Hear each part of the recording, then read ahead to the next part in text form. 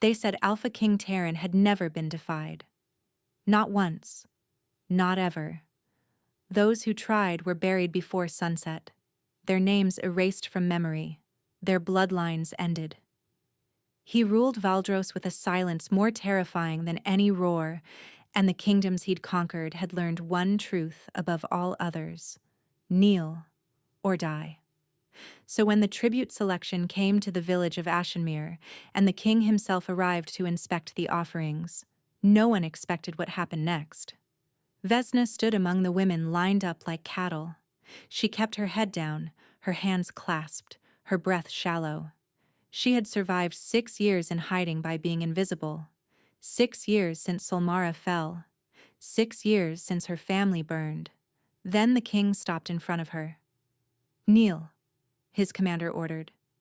Every woman around her dropped instantly, but Vesna's body refused. Some ancient defiance, some buried pride, some death wish she didn't know she carried rose up through her spine and locked her knees in place. She lifted her eyes and met his gaze. The crowd gasped. The commander reached for his blade, but the king raised one hand, stopping everything. He studied her for a long, terrible moment. Then, with a voice like winter wind, he said, "I'll take this one." He didn't kill her. He chose her. And neither of them understood what that choice would cost. The morning had begun with mist and silence, as all cursed mornings did in Ashenmere. Vzna had woken before dawn, her body stiff from sleeping on the floor of the miller's shed. She was allowed to stay there in exchange for grinding grain until her fingers bled. It wasn't kindness. It was transaction. Everything in her life had become transaction since the fall of Solmara. 6 years ago, she had been a princess. She had worn silk against her skin, eaten from golden plates, and fallen asleep to her mother's voice singing the old songs of their bloodline. Then the wolves of Valdros came. King Maegor, Terran's father, had led the siege himself. The castle burned for 3 days. Her parents, her brothers, all of them gone. Her younger sister Ilyana had been only 7. Vzna never found her body in the ashes. For the first year, she'd let herself hope. But hope was a luxury she couldn't afford, and eventually, she'd buried that too. She'd survived only because a servant had thrown her down a waste chute and told her to run. She'd been 12 years old, covered in ash and her family's blood, stumbling through forests until she collapsed in a village that didn't ask questions. She'd been invisible ever since, a ghost wearing a peasant's skin. But today, the tribute collectors had come. The village square filled with women between 16 and 25, lined up for inspection. Valdros demanded tribute from conquered territories. Servants, workers, and occasionally wives for minor lords. It was humiliation dressed as policy. Vzna had avoided 3 previous selections by hiding in the grain cellars. But this time, someone had reported her. The miller himself, probably. He'd grown tired of feeding a mouth that couldn't pay. So here she stood, 3rd row from the front, trying to be small. The commander walked down the lines, examining faces, checking teeth like they were horses at market. A few women wept quietly. Others stared ahead with the blankness of those who had already surrendered. Then the crowd shifted. A ripple of terror moved through the square, starting at the edges and rushing inward. Vzna heard the whispers before she understood them. The king. The Alpha King himself. Gods preserve us? Why is he here? Vesna's blood turned to ice. King Terran never attended tribute selections. He ruled from his fortress in the mountains, a shadow more than a man. Rumors said he hadn't smiled in 10 years. Rumors said he'd killed his own brother for looking at him wrong. Rumors said his eyes could see lies the way wolves could smell fear. But here he was. He walked through the crowd, and the crowd parted like water before a blade. Vzna kept her head down, but she could feel him approaching. His presence was a weight, a pressure, a storm rolling closer. The commander barked orders. The women knelt row by row, foreheads pressed to dirt. Vesna's row, her turn. She heard the word clearly. Kneel. Her body didn't move. It wasn't courage. It wasn't defiance. It was something older. Something bred into her bones during those first 12 years when she'd been taught that princesses of Solmara bowed to no foreign king. Her mother's voice echoed in her skull. Your bloodline kneels to the gods alone. She remained standing. The silence that followed was absolute. Vesna felt the commander's fury before she heard it. I said kneel, girl. His hand gripped her shoulder, forcing her down. And then, without thought, without permission, she did the one thing no one in Valdros had done in a decade. She looked the Alpha King directly in the eyes. His face was carved from shadow and severity. Sharp cheekbones, a jaw like quarried stone, and eyes the color of molten ore.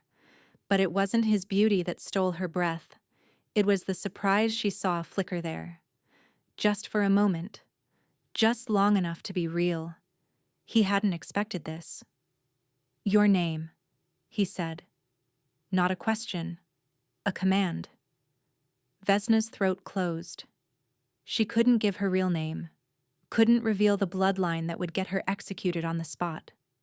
So she gave the name she'd been using for 6 years. Vzna. Just Vzna. Just Vzna.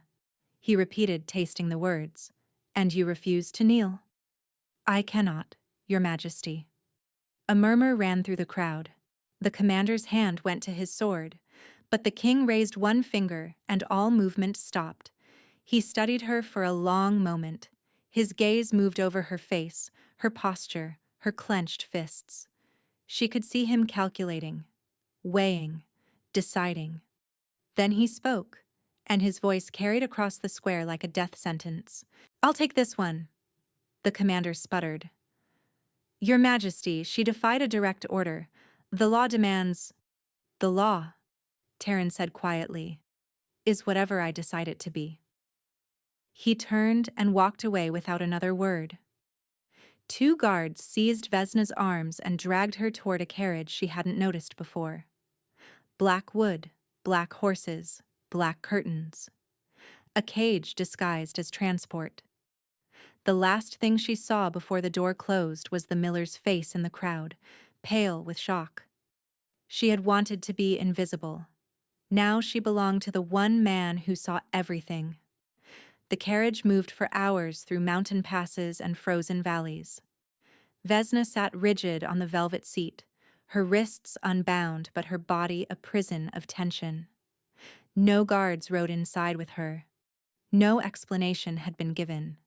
Just silence and motion and the growing certainty that she was being delivered to her death. By the time the carriage stopped, the sun had vanished behind the peaks. A guard opened the door. Out! Vzna stepped into cold air and looked up at the fortress of Valdros. It was carved directly into the mountain, more stone than structure, with towers that scraped the clouds and walls that seemed to grow from the rock itself. Torches lined the entrance, their flames fighting against wind that never stopped. This was where kings had ruled for 17 generations.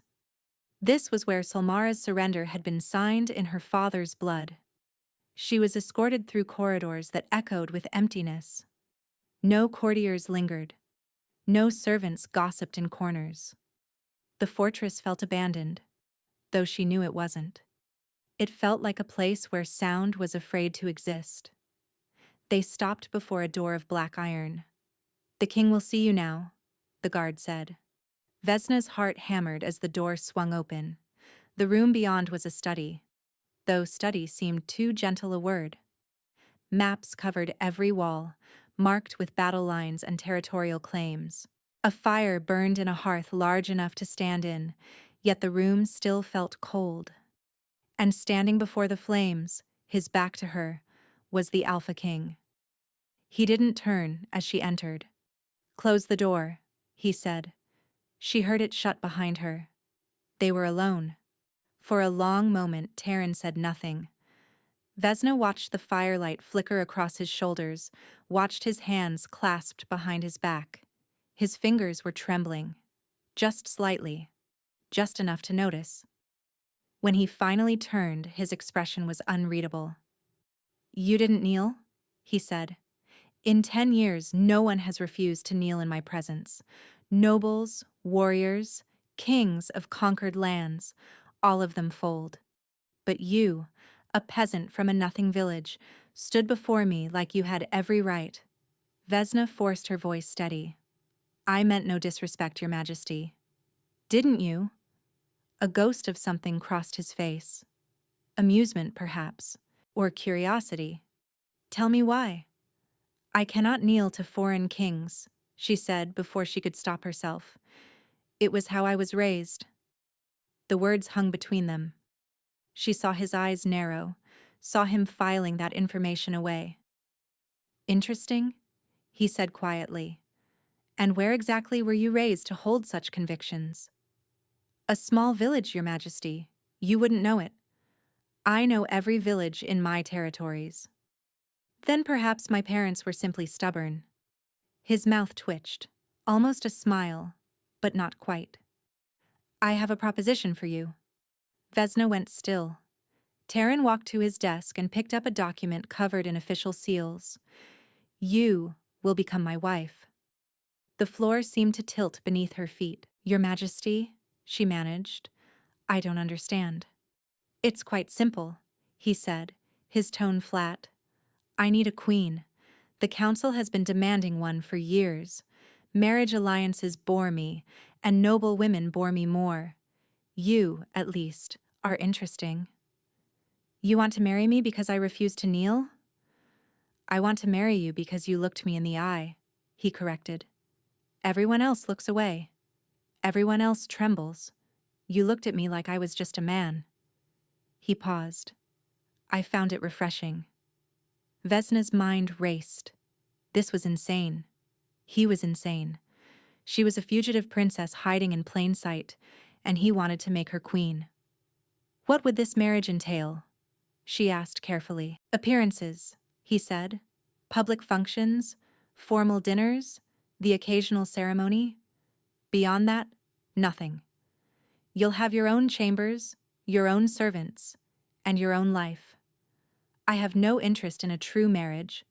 I have no interest in love." His voice hardened on that word. "I require a queen in name, nothing more." She should refuse. Every instinct screamed danger, but another part of her mind was calculating. As queen, she would be untouchable, protected, hidden in the last place anyone would look for a Solmoran princess. "And if I say no?" she asked. "Then you'll be returned to your village and will pretend this conversation never happened." Vesna studied him. His face revealed nothing, but his hands were still trembling. And now she noticed other things. The faint shadows under his eyes, the tension in his jaw, the way he stood slightly turned, as if ready to flee his own skin. Something was wrong with him, something he was hiding. "I accept," she said. Taran blinked. For just a moment, he looked genuinely surprised. "You don't want to negotiate? Demand conditions? Would you grant them?" "No." "Then why waste words?" She lifted her chin. "I'll be your queen in name, Your Majesty. I'll play my part. But I have one question." He waited.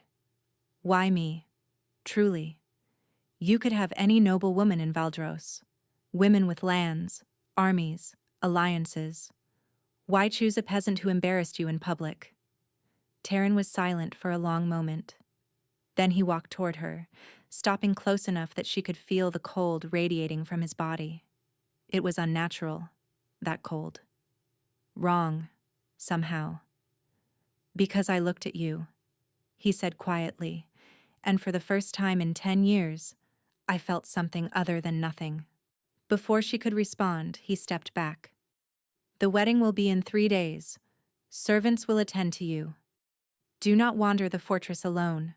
There are parts of this place that are not safe." He pulled open the door, dismissing her. Vesna walked out on unsteady legs, her mind spinning. She was going to be queen of the kingdom that had destroyed her family, and the king who had conquered everything felt nothing at all. Except Perhaps, when he looked at her. Vesna stood in the center of the room, turning slowly, taking in the canopied bed, the roaring fireplace, the windows overlooking a frozen courtyard. Silk curtains, fur rugs, a vanity table with a mirror framed in silver. She was afraid to touch anything. A knock came at the door, and 3 women entered without waiting for permission. They wore simple gray dresses, their hair braided identically, their expressions carefully blank. "We are your attendants, Your Grace," the eldest said. "I am Mirin. These are Katya and Brielle. We are here to prepare you for the wedding." Your Grace. The title landed strangely on Vesna's ears. She'd been called girl, orphan, burden. Never Grace. "Thank you," she said. "I don't require much." Mirin's expression flickered, almost like surprise.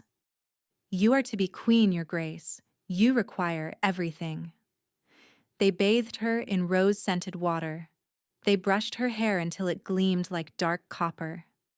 They dressed her in a nightgown softer than anything she'd ever worn. And when they finally left, Vesna sat by the fire and waited for sleep that wouldn't come. The wedding was in 3 days. 3 days until she bound herself to the man whose father had murdered her entire family.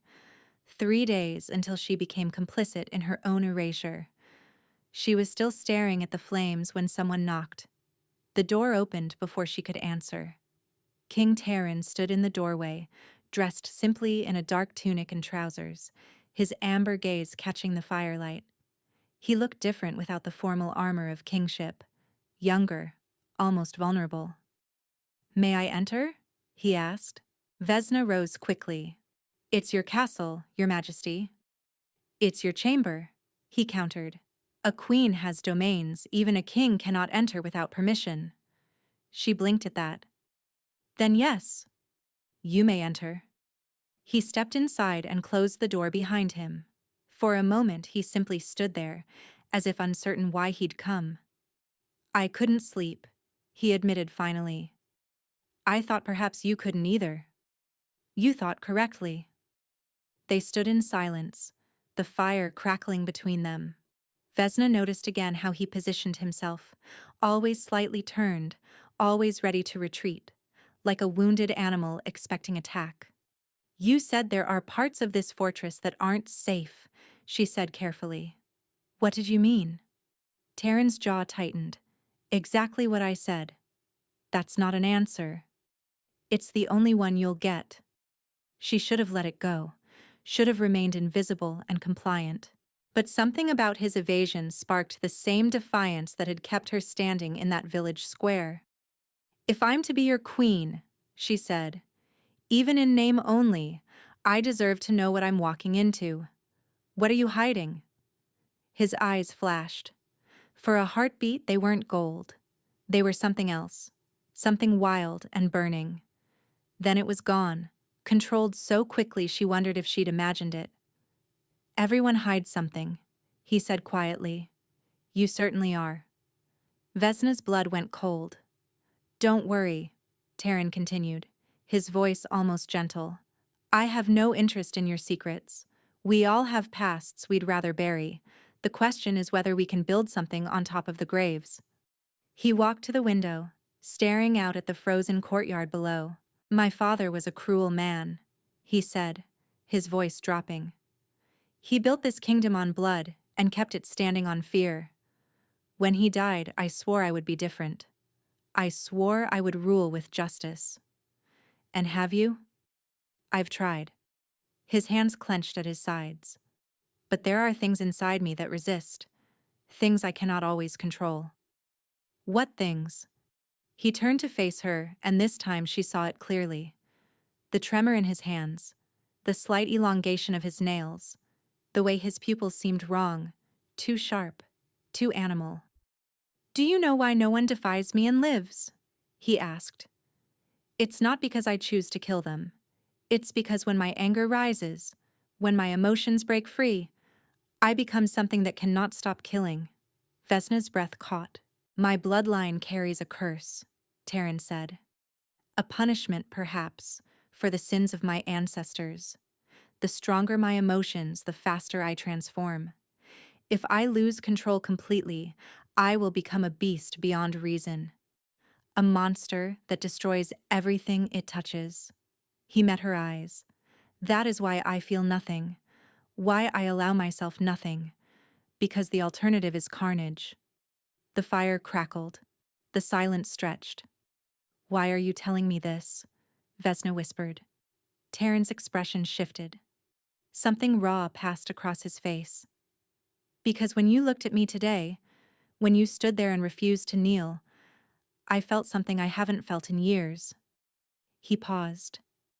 And I need you to understand why that terrifies me. He moved toward the door, then stopped.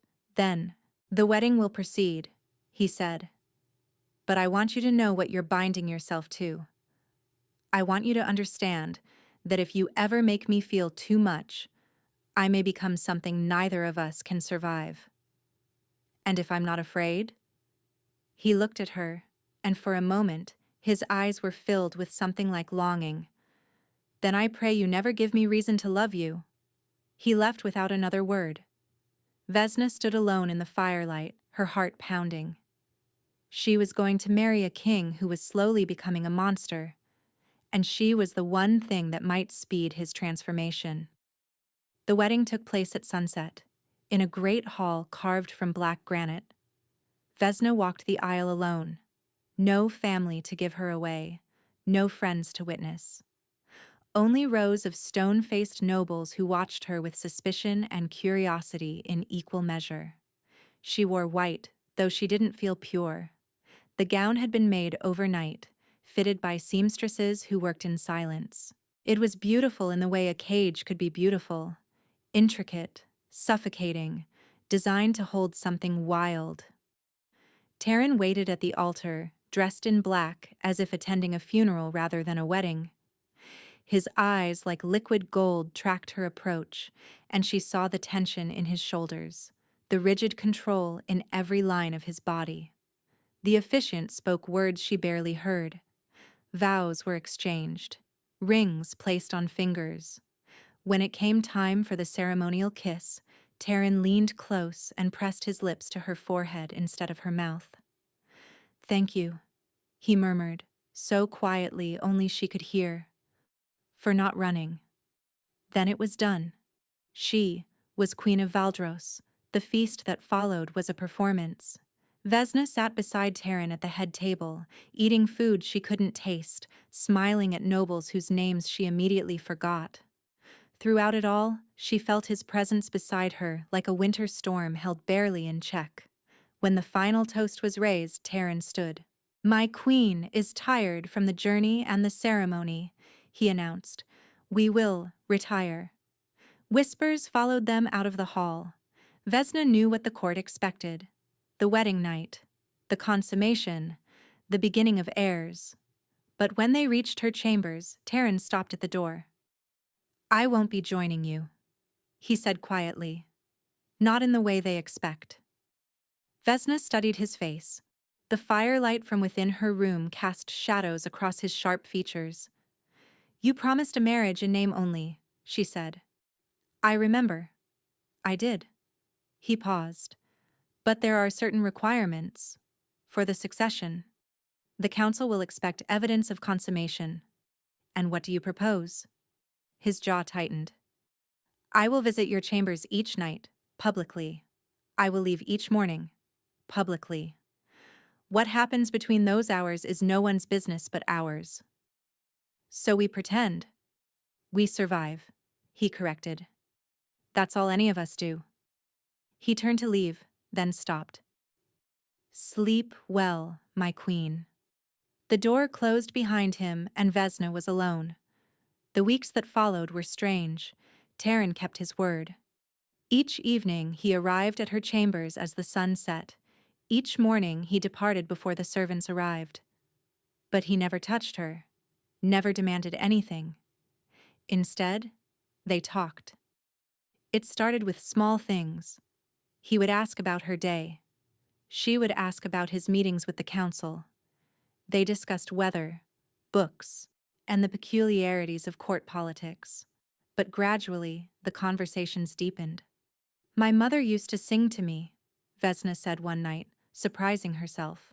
They sat by the fire, a chessboard between them that neither had touched in an hour. Old songs, from her homeland. I've forgotten most of the words now. Taryn was quiet for a moment. My mother died when I was 7. I barely remember her voice at all. I'm sorry. Don't be. It was a long time ago. He moved a chess piece absently. My father never spoke of her after. It was as if she'd never existed. That's cruel. That was my father. His voice hardened. Everything was strategy to him, even grief. Vesna watched him carefully. She'd begun to notice patterns. The way his hands trembled more on certain days. The way his eyes flickered gold to something darker when his emotions stirred. The way he always sat near the fire but never seemed warm enough. Your hands, she said gently. They shake more when you're upset. Taryn went still. I've been watching, she continued. It happens when you talk about your father, when the council pressures you, when you're frustrated. She paused. Does that mean the curse is close to the surface? For a long moment he said nothing. Then slowly he nodded. The beast lives inside me always, he said quietly. Some days it sleeps, other days it prowls, and when my emotions rise too high. He held up his trembling hand. This is the warning, the sign that I'm losing grip. What helps? He looked at her with something like wonder. No one has ever asked me that. I'm asking now. His throat worked as he swallowed. Cold. Silence. Emptiness. Anything that dulls feeling. Vesna rose from her chair and walked to him. Before he could protest, she took his trembling hand in both of hers. His skin was ice. You're freezing, she whispered. Always, he said. The cold keeps the beast dormant. If I warm too much, feel too much, then you transform. Yes, she should have released him, should have stepped back, maintained distance, protected herself. But instead, she held his hand tighter and began to rub warmth into his frozen fingers. Taryn made a sound, half gasp, half groan. His eyes fluttered closed. What are you doing? He managed. Helping, she said simply. You shouldn't. Then tell me to stop. He didn't. They stayed like that for a long time, her warm hands wrapped around his cold ones, the fire crackling beside them. When Vesna finally looked up, she saw something in his expression she hadn't seen before. Fear, longing, hope, and beneath it all, the first flicker of something dangerous. Months passed. Vesna learned the rhythms of the fortress, the politics of the court, and the 1,000 small rituals of being queen. She smiled at nobles, attended council meetings, and played the role Tehran needed her to play. But at night, when the performance ended and they were alone, she learned him. She learned that he loved poetry, but hid the books under maps so no one would know. She learned that he visited the kitchens at midnight to eat pastries he'd been forbidden as a child. She learned that he had a brother once, who died in circumstances no one would explain. And she learned that she was falling in love with him. It happened slowly, then all at once. The way he listened when she spoke, as if her words mattered. The way he asked her opinion on matters of state, and actually considered her answers. The way he looked at her when he thought she wasn't watching, like she was the first sunrise after an endless winter. One evening, he arrived at her chambers looking particularly exhausted. His hands shook badly. His eyes kept flickering. Difficult day? She asked. The council wants me to lead a campaign against Thornwick. They've refused tribute for the 3rd year. He sank into the chair by the fire. I told them no. Why? Because the last time I led an army into battle, I lost control. His voice dropped. I killed enemies, yes, but I also killed my own men. I couldn't distinguish friend from foe. I was just rage. He looked at his trembling hands. 17 soldiers died by my claws that day. Good men. Loyal men. Vzna moved to him. She knelt before his chair and took his hands again, warming them as she'd done 100 times before. That wasn't you, she said firmly. That was the curse. It's the same thing. It isn't. She lifted his hands to her lips and kissed his frozen knuckles. You are kind, Taryn. You are just. The beast is a disease, not your identity. His breath caught. That burning gold stare fixed on her face with an intensity that made her heart race. Vzna, he whispered, you need to stop. Why? Because every time you touch me, every time you look at me like that, the beast grows stronger. Not with rage, with something else, something worse. She understood. She understood, and she didn't care. I love you, she said. The words fell between them like stones in still water. Taryn's eyes went wide, his hands clenched around hers. For one perfect moment, she saw everything in his face: joy, terror, desperate hope. Vzna, he breathed. He stopped. His body went rigid. Taryn? His hands tore from hers as he doubled over, clutching his chest. A sound escaped him, something between a howl and a scream. His eyes blazed gold, then shifted to burning amber, then something inhuman entirely. Run, he gasped. Vzna, run. She didn't run. She grabbed his face in her hands and forced him to look at her. I'm here, she said fiercely. I'm not leaving. Fight it. Fight it for me. His body convulsed. She saw fur ripple beneath his skin, saw his nails lengthen into claws, saw the beast rising, consuming, transforming. Then his eyes met hers, and for one heartbeat, the gold returned. Just the gold. Just him. I love you, he whispered, and then he collapsed in her arms.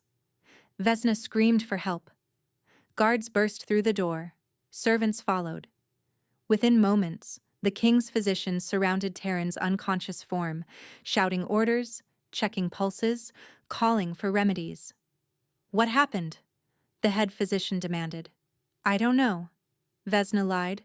We were talking and he just collapsed. They carried him to his chambers. Vzna followed, refusing to be separated.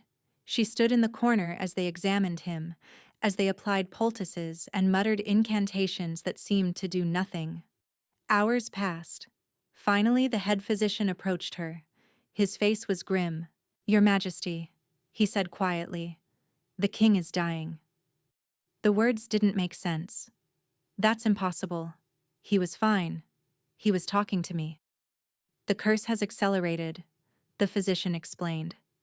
His body is fighting a transformation it cannot complete. He's caught between man and beast, and the strain is destroying him from within. Then let him transform. Let the beast out. If he transforms now, in this state, he will lose himself completely. The man you know will be gone. Only the monster will remain. Vesna's legs nearly gave out. How long? Days, perhaps. A week at most. She pushed past him and went to Taryn's bedside. He lay still as death, his skin pale as snow, his hands like ice even beneath the blankets, but she could see his chest moving, barely, slowly. Leave us, she commanded. The physicians hesitated. I am your queen. Leave us. They left. Vzna sat beside him, taking his frozen hand in hers. Tears streamed down her face, but she didn't wipe them away. This is my fault, she whispered. I made you feel. I made you love me. And now you're dying. She thought of the structure of her life. 6 years of hiding. 6 years of survival. She'd become so good at being invisible, at wanting nothing, at needing no one. Then he'd looked at her, and she'd looked back, and everything had shattered. I have to save you, she murmured. There has to be a way. But what could she do? She was a peasant girl from a forgotten village.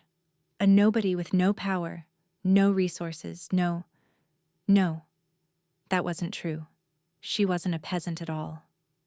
Vesna closed her eyes, feeling the truth rise in her chest like a tide too long held back. She was Vesna Sorrel, Princess of Solmara, last of her bloodline.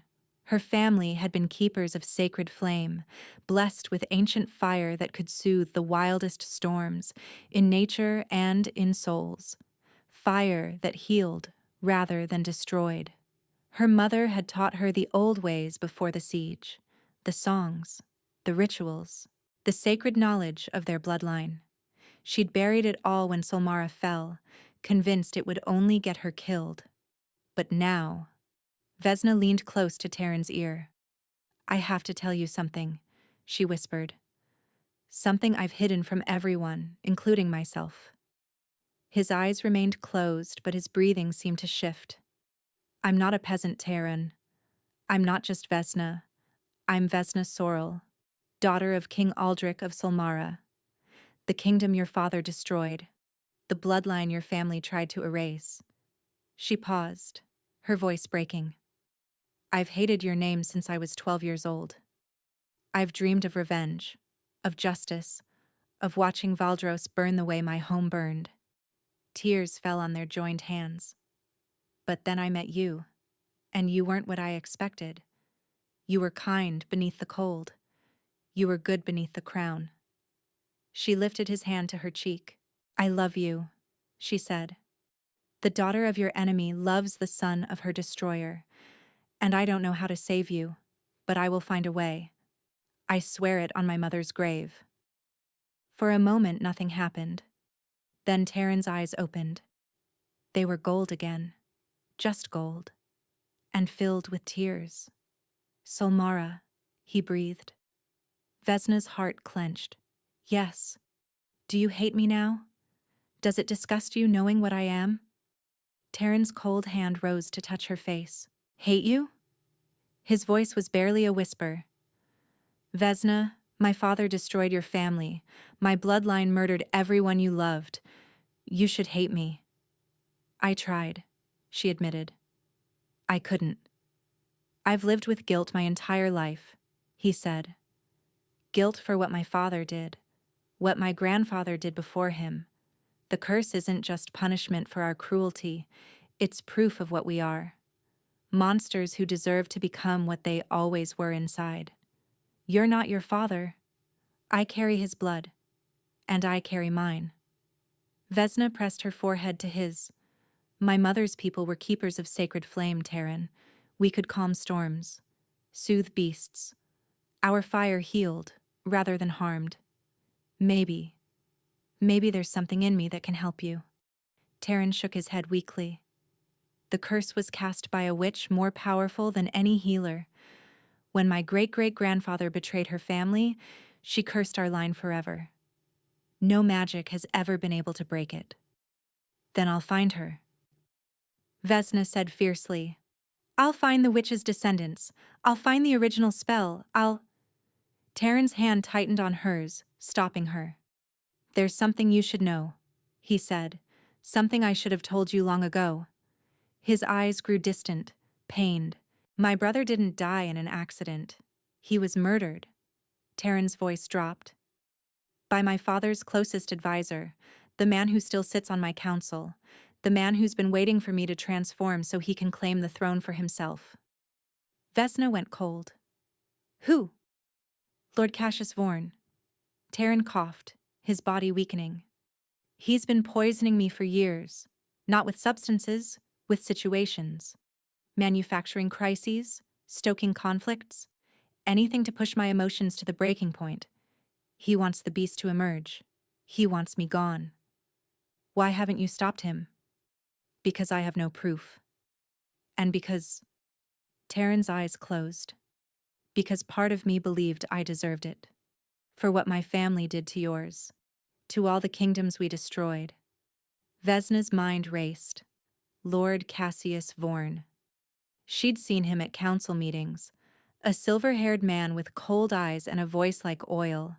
He'd been the first to bow to her, the first to offer congratulations on her marriage, the first to suggest she might be happier with chambers farther from the king's. He knows, she realized. He knows I'm helping you control the beast. That's why he's been trying to separate us. Taryn nodded weakly. You're the only thing keeping me human, Vzna. And he knows it. She stood, determination hardening her spine.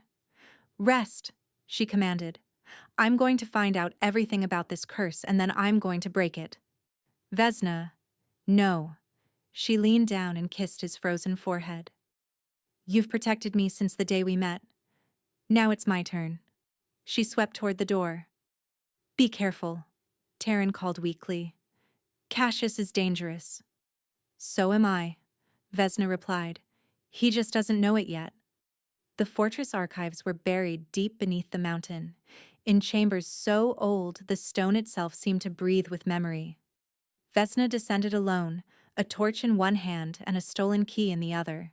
She'd taken it from the head physician's quarters while he slept, a master key that opened every door in Valdros. The archives were forbidden to all but the king and his most trusted advisors. But Vzna was queen now, and queens could go where they pleased. The chamber was vast, filled with shelves that stretched into darkness and scrolls that crumbled at a touch. Vzna moved through the rows, searching for anything related to the curse, to the original witch, to the betrayal that had started it all. She found it in the deepest section, behind a locked grate that the master key barely turned. A single book, bound in leather so old it had turned black. The Chronicle of King Aldros, she read aloud, first of the cursed line. She opened it with trembling hands. The first pages told a familiar story: conquest, expansion, the rise of Valdros as an empire. But then the tone shifted. In the 15th year of my reign, Aldros had written, I encountered a woman of extraordinary beauty in the conquered territory of Miren.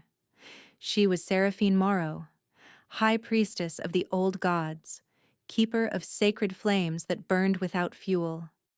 Vesna's breath caught. Miren had been an ally of Solmara. She'd heard stories of its priestesses as a child. I desired her, Aldros continued. She refused me. No woman had ever refused me. In my rage, I ordered her temple burned, her sisters executed, her sacred flames extinguished. The handwriting grew more erratic on the next page. She cursed me with her dying breath, cursed my bloodline to carry the beast within, the rage that destroys all love. You wanted fire, she said. Now you will burn from within, forever cold, because your heart will never warm again. Vzna turned pages faster, searching for anything about breaking the curse. Then she found it. The witch spoke once more before death claimed her, Aldros had recorded. Only the flame you extinguished can thaw the ice you've become. When the last ember rises from ash, only then will the curse lift. The last ember rises from ash. Vzna stared at the words, her mind racing. The sacred flames of Miren had been extinguished. The priestesses had been killed. The temple had been destroyed. But Miren had been an ally of Solmara, and Solmaran princesses were trained in the old rites, Vzna whispered. Her mother had taught her. Not just songs and healing, but the ancient ceremonies, the sacred flames that Solmaran queens had tended since the time before memory. The same flames that Miren's priestesses had kept. The flame you extinguished, she murmured, the last ember rising from ash. Her hands began to shake. She was the last of Solmara, the last ember of a kingdom that had been reduced to ash. The cure wasn't just inside her.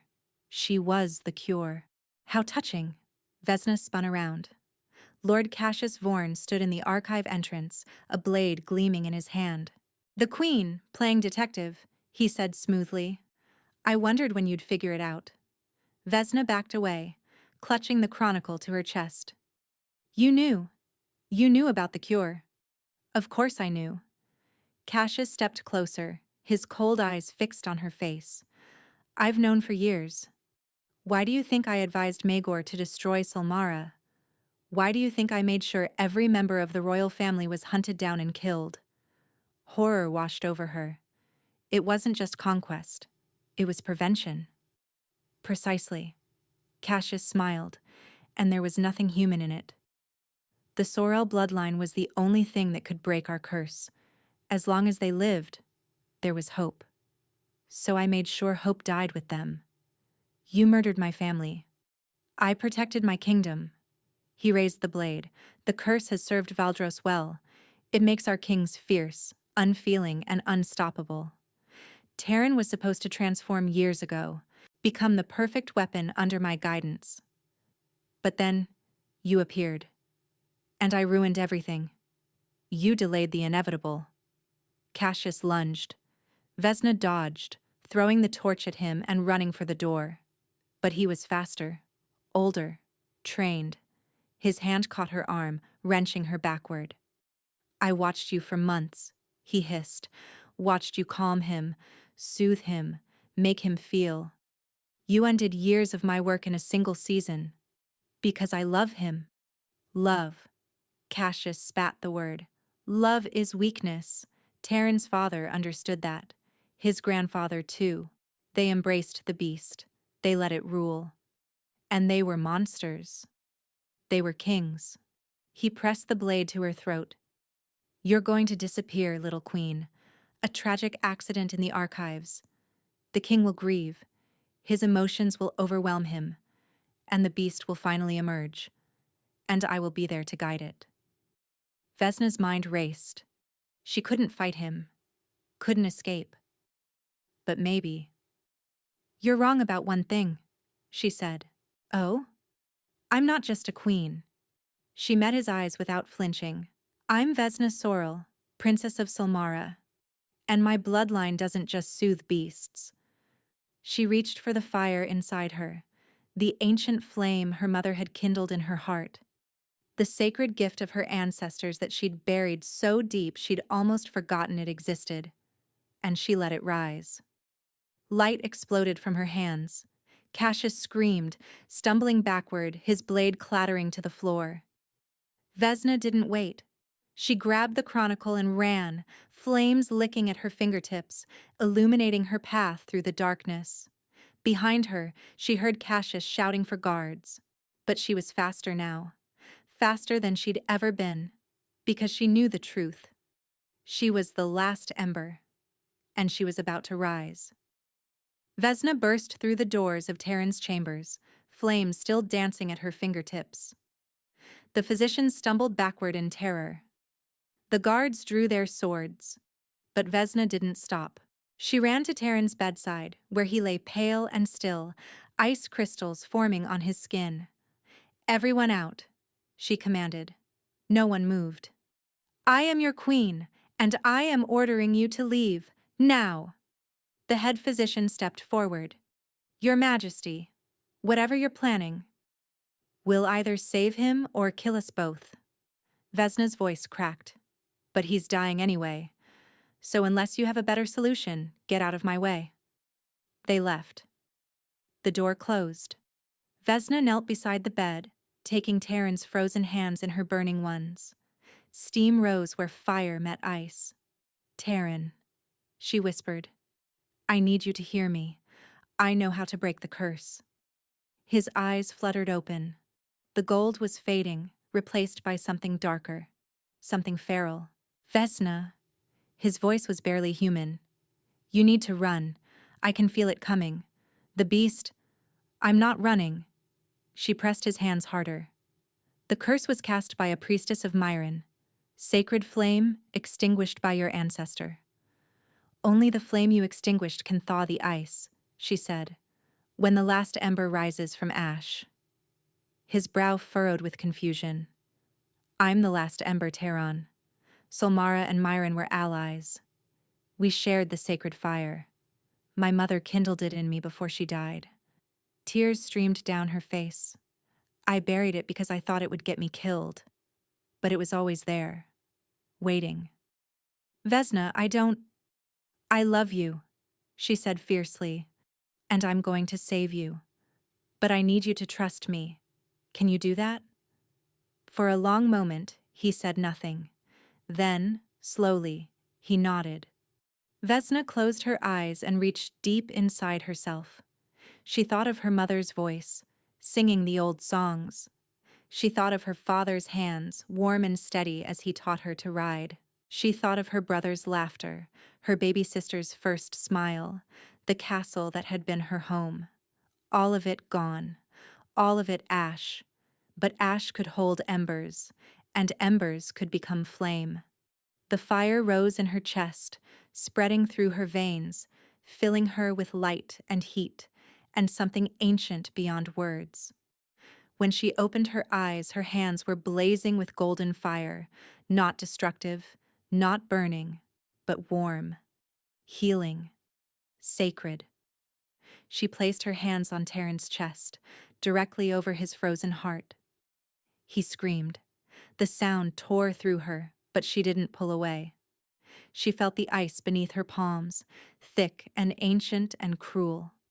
She felt the beast thrashing inside him, desperate to emerge. She felt centuries of curse, generations of cold, all the accumulated hatred and punishment that had been passed down through his blood. And she burned through it all. "I forgive you," she whispered. "Not for what you did. You've done nothing wrong. I forgive your bloodline. I forgive the sins of your fathers. I release the debt they owed." The fire blazed brighter. "You are not your ancestors, Taryn. You are not the monster they became. You are the man who chose a peasant girl because she looked him in the eye. You are the king who never wanted power. You are the husband who held my hands every night just to feel warm." The ice cracked. "And I love you, not despite what you carry, because of who you are beneath it." The curse shattered. Light exploded from Taryn's chest, golden and white, filling the room, blazing through the windows, visible from every tower of the fortress. The beast howled, not in triumph, but in defeat, and then dissolved into nothing. When the light faded, Taryn lay still. Vesna's hands trembled as she touched his face. "Taryn, please, please wake up." For an endless, terrible moment, nothing happened. Then his eyes opened. Gold. Pure gold. No darkness, no flicker, no beast lurking beneath. "Vesna," he breathed. She collapsed against him, sobbing. His arms came around her, and for the first time they were warm. His skin, his hands, his chest. Warm like a living man. Warm like summer. "You're alive," she wept. "You're alive. You're alive. You saved me." His voice cracked with wonder. "You actually saved me." He pulled back to look at her, his warm hands framing her tear-streaked face. "I love you," he said. "I don't know if I ever said it properly. When I wasn't dying. When I wasn't afraid." His thumb brushed away her tears. "I love you, Vesna Sorel, Princess of Solmara, last ember of a sacred flame, the woman who defied me and saved me in the same breath." She laughed through her tears. "I love you too, even though your family destroyed mine. We'll rebuild it," he promised. "Together. Everything that was lost. We'll make it new." The door burst open. Cassius Vorn stood in the entrance, sword drawn, a dozen guards behind him. "Seize her," he commanded. "The queen has attacked the king with dark magic. She's a Solmaran spy, here to destroy us all." The guards hesitated, looking between Cassius and the very much alive king sitting up in bed. Taryn rose to his feet. No trembling, no weakness. He stood tall and strong, and when he spoke, his voice carried the full weight of his authority. "Lord Cassius Vorn," he said calmly, "you are under arrest for treason, conspiracy, and the murder of my brother." Cassius's face went white. "You have no proof. I have the queen's testimony.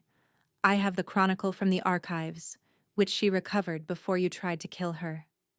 Taryn's eyes blazed with that pure gold light. "And I have 10 years of watching you manipulate everyone around me while I was too cursed to stop you." He stepped toward Cassius, and the guards parted to let him pass. "You wanted the beast," Taryn said quietly. "You spent years trying to unleash it. But you forgot something, Cassius. Even without the curse, I am still the Alpha King, and you just threatened my mate. Cassius lunged with his sword. Taryn caught the blade in his bare hand. No blood, no wound. Just strength that shouldn't have been possible, power that radiated from him like heat from a forge. The curse was a punishment, Taryn said, wrenching the sword away and tossing it aside. But it was also a cage, keeping me weak, keeping me controlled. You used that. You kept me broken because a broken king was easier to manipulate. He grabbed Cassius by the throat and lifted him off his feet. I'm not broken anymore. Guards rushed forward to take Cassius into custody. He screamed threats, promises, curses of his own, but no one listened. He was dragged away. His power dissolved in an instant. When the chamber was empty again, Taryn turned back to Vzna. She stood by the bed, flames still flickering faintly at her fingertips, her face tear-streaked but radiant. So, she said softly, what now? Taryn walked to her and took her hands. The flames didn't burn him. They danced across their joined fingers like greeting old friends. Now, he said, we build the world we both deserved from the beginning.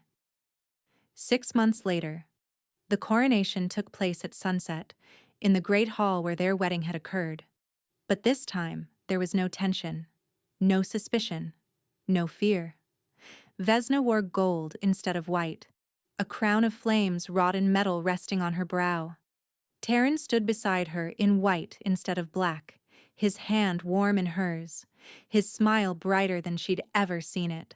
The curse had been broken completely, not just for Taryn, but for the entire bloodline. Their son, growing in her belly, would never carry the beast, would never feel the cold, would never fear love. Cassius Vorn had been executed for his crimes.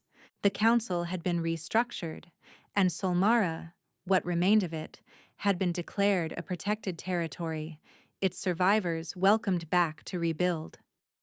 Her younger sister Ilyana had been found alive in a distant village, hidden for years by loyal servants who had smuggled her out during the siege. They'd reunited 2 months ago, weeping in each other's arms, filling the silence of 6 years with stories and laughter and plans. The old priesthood of Miren had sent representatives, women who carried the sacred flame and looked upon Vzna with wonder. They'd come to honor the last ember who had risen from ash and broken a curse that had stood for generations. And through it all, Taryn had been beside her, warm, present, alive. My queen, the officiant announced. Will you accept the people's blessing? Vzna looked out at the hall, at the faces that had once stared at her with suspicion.